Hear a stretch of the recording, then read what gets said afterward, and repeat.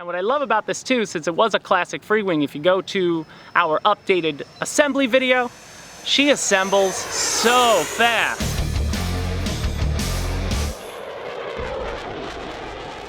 Hobbyists, welcome back to Motion RC. I'm James here with another unboxing, spec rundown, and assembly step-by-step of the high-performance version of our 70mm Yak-130 from Freewing. I have never touched this model. It's been around a while, but this is my first experience with the Yak up close and personal, and I'm really impressed with how she looks. Right off the bat, the finish on the Yak is beautiful. The red and the, along the foam, you can barely tell it's foam actually. It's nice and clean. She comes all decaled up, and the beauty of this, it's only 4 screws put this together and glue assembly. It goes together really quick, as you're about to see. The beauty also too is this has now been updated from the old Outrunner to a new 2100 kV in-runner motor. So an in-runner is definitely going to give you more efficiency, so you should be able to get some longer flight times, and I can't wait to fly it, which if we did, that link will be in the description of this video if you're checking it now. So let's get started though with the unboxing.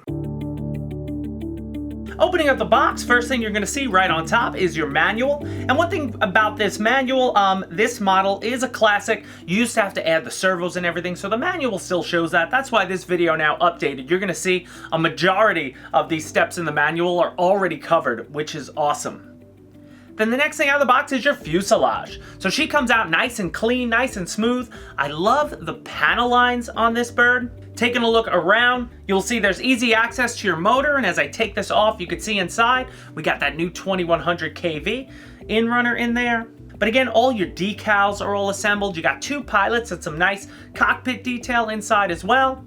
And then taking off the canopy, it's just a little spring-loaded clasp, and when you look inside, plenty of space for batteries. The recommended one here is a 4000, but you could easily fit larger packs in this cavity inside. And all around looks very, very good. So moving on, you do get your nose cone. Now the nose cone gets glued on to the fuselage towards the end. I do like that the front of it is all wrapped in plastic. So guys who like to stand their planes on their nose, that's a good thing. And then moving on, you see the little baggie that you get in here, and you'll see not much included. There are just 4 screws, and those are going to be for the wings. You've got 2 spars for the main wings, and a little baggie of glue, and 2 extra clevises that you're not going to need. So it's a very, very simple construction. Then next you have your vertical stabilizer, and again, nice and clean, all the decals already on it. You can see that the servo already has a control rod and control horns all attached, which is great. And then just 1 little servo wire coming out. Then you got your horizontal stabilizer, and the same thing on this. You have 2 servos that are going to be controlling your elevators, so keep that in mind. But again, linkages, rods, all attached, decals already there, and really nicely painted. And then finally coming out of the box are your main wings. And once again, you can see just the 2 little plastic bits on the side. That's going to be where you put your screws in. You've got your flap servo and aileron servo already connected, already run through, all the control rods and clevises all done. This is going to go together really, really easily. But first, let's get going with the spec. The 70mm Yak-130, she has a 35-inch wingspan, or 890 millimeters, and as far as length, she's 41 1/3 inches long, or 1050 millimeters. Again, she has that upgraded 2100 kV brushless in-runner motor now to go along with the Hobbywing 60 amp ESC. She's a 70mm ducted fan with a 12-blade fan on the front. She comes with 8 9-gram digital servos throughout. And then for requirements, you're going to need at least a 6-channel receiver and at least a 4000 milliamp 6S LiPo. That'll do it for the specs. Now let's do a step-by-step assembly. So now as you're going to see, I built this actually live. I assembled this on our live show, which takes place every Friday at 12 p.m. Eastern, and it went together very fast doing it on the live show. The first step you're going to have to do is install your horizontal stabilizer. So the first thing I do though is you want to find the servo lead. It's on the inside of the fuselage, taped to the side, so I just grabbed a little pair of pliers to pull it out a little bit. And then the next step, I like to score up both sides of the fuselage and the horizontal stabilizer. Whenever you're gluing foam to foam, you want to make sure that you don't glue on any paint, but also you want to create more surface area. So by scoring it up like I do here with a hobby knife, or you can use sandpaper, guys, you could use anything, but it'll just help create a stronger connection in the long run. So once you score up both sides, then you're going to go liberally with the glue. I put it all over one side, and once I have glue everywhere I want it to be, then when I press the two pieces together, you want to pull them apart and wait about 60 to 90 seconds. That's going to allow air into the mixture, and it's going to help out with the adhesion factor. This is how this glue likes to work. That's the way the manual will always tell you to do it with any sort of foam tack like this. So that's what we like to do here. Step 2 is going to be your main wings. And here they're going to want you to take some of that glue and put it on both of the little carbon rods, the spars, that come in the baggie. So I put that on one side and then press that into the wing side. I don't want to glue that into the fuselage side because, again, you want to be able to take these wings off if you want to transport. So you're just going to glue them into the side of the wing. They should be a piece of the wing when you're all done. Once that's done, then it couldn't be easier because now you're just going to plug in your flaps and your ailerons. You'll see the two servo leads coming out of the fuselage. They're labeled nicely. Get those plugged together. Remember, polarity, orange to orange. And then you're going to slide the wings on, and you're going to use the 4 screws that come in the baggie, the only screws you have, and you'll see there are 4 easy spots to screw it into. Get those screwed in, and you're done with step 2. Now moving on to step 3 is going to be installing our vertical stabilizer or our rudder. And like we did with the horizontal stabilizer, first thing you're going to want to do is find the servo lead. It should be taped down. And then just like you did with the horizontal stabilizer, since you're going to be gluing this down, you're going to need to score it up. Get your glue on one side, press it into place, then pull it back up, wait about 60 to 90 seconds, and then press it back firmly into place, and you are all done with step 3.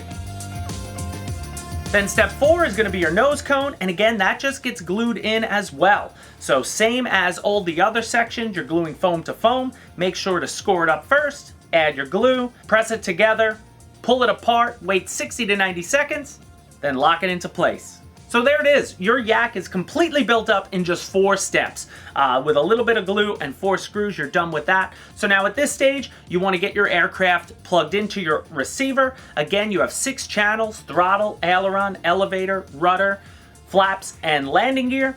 I actually installed my receiver before I even built the aircraft because all your leads are already there. But at this point, you can do it now, because it's going to help you get your servos centered and everything like that. And also, you can see there's some nice room inside of this aircraft to hide your receiver. But once your receiver is bound up, then you are all done with the assembly.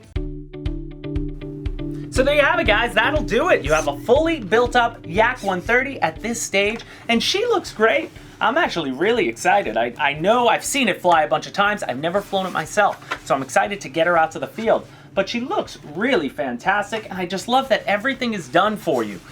You don't have to, you might have to go back into your clevises, obviously, to make adjustments when you bind up your aircraft, but the fact that it's all there, already done, you don't have to do any of the little things. It's just 4 steps to get this aircraft together. So let me show you inside as we go around the features. So as you saw, in there you have plenty of space, and again, there's my receiver, all plugged in now. One thing I will say, it does come with an XT60 connector, at least on mine here. So I just had to use an adapter to go to my EC5 for the Admiral battery. So just keep that in mind. You may have to clip that and solder, or get an adapter like this. Because this is a 6S bird. I remember back in the day, though, they used to have a 4S option, which I don't think exists anymore. So I'm going to plug her in quick, just to show you everything working, and then we can wrap up this video.